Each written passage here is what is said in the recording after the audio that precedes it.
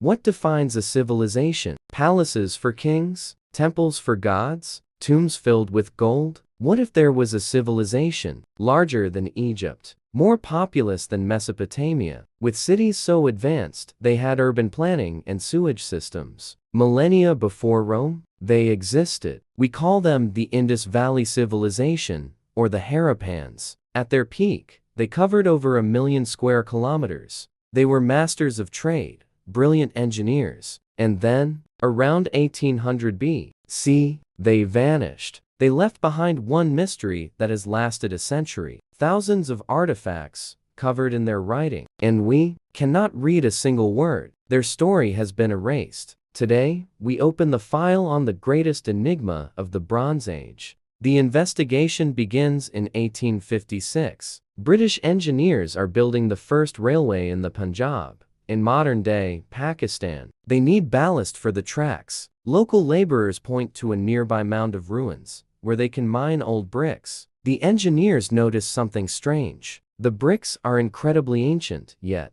perfectly uniform, as if mass-produced. Thousands upon thousands of bricks are hauled from the ruins and crushed. They are, unknowingly, destroying the ancient city of Harappa. Archaeologist Alexander Cunningham visits the site. He finds strange stone seals, carved with mythical animals, and a script he cannot recognize. He logs them, but the world doesn't yet realize what it's found. The file is only truly opened in the 1920s. 400 miles away, another team uncovers a second city, Mohenjo-Daro, the Mound of the Dead. What they find shocks the world. This is not a cluster of huts. It is a metropolis. Streets laid out on a grid, straighter than New York's. Houses, 2 stories tall, with inner courtyards, bathrooms, and a covered sewage system. 4,500 years ago, this rewrote history. Egypt had pyramids.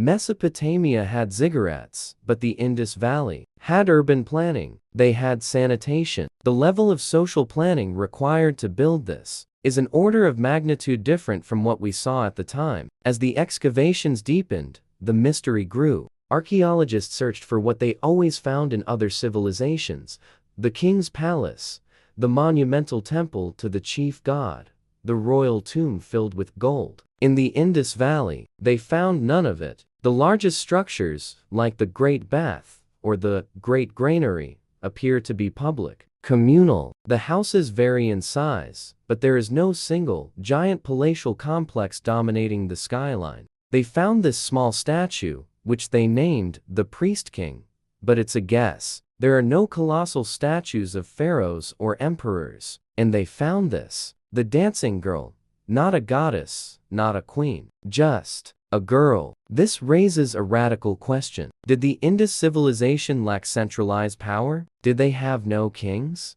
Is it possible they were governed by councils, by merchants, or in a way we don't yet understand? The lack of military or royal ostentation is their most defining feature. They were not isolated. Their seals, their calling cards, have been found thousands of miles away in Mesopotamia. They traded cotton, timber, and exotic beads. They were an economic powerhouse, but a silent one. For 700 years, this civilization thrived. And then, starting around 1900 B.C., the lights began to go out. Trade with Mesopotamia stopped. The writing system began to disappear. The great city started to empty. Mohenjo-Daro, once a bustling metropolis, became a ghost town. Why? For decades, the dominant theory was invasion. Groups called Aryans supposedly swept in from the north, destroying the cities. But the case file shows a problem. There is almost no evidence for large-scale warfare. No widespread ash layers, no mass battlefield graves. They found a few skeletons at Mohenjo-Daro,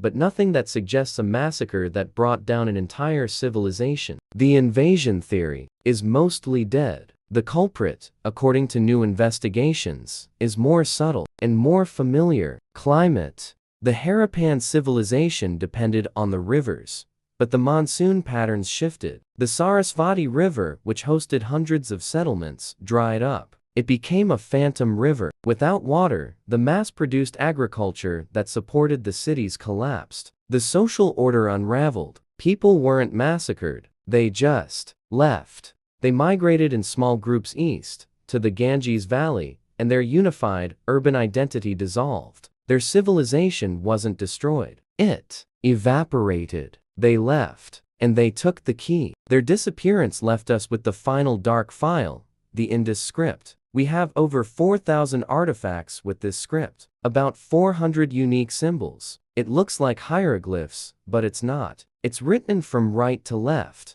But there is a problem. Almost every text is short. The average length is 5 symbols. The longest is only 26. We have no Rosetta Stone.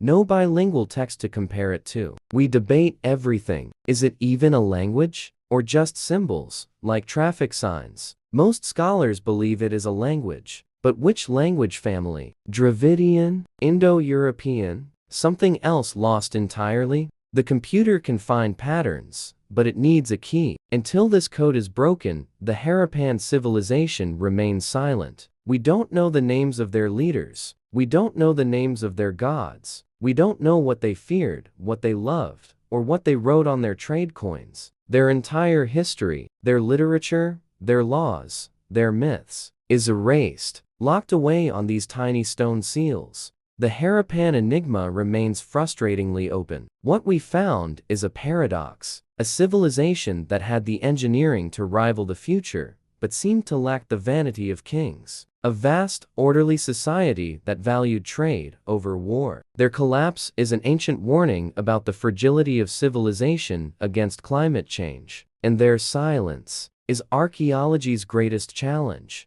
The story of the Indus Valley Civilization is a book written in a language we have forgotten, a book we cannot read, and until the code is broken, the truth of this lost civilization will remain erased. The file is closed, but unsolved.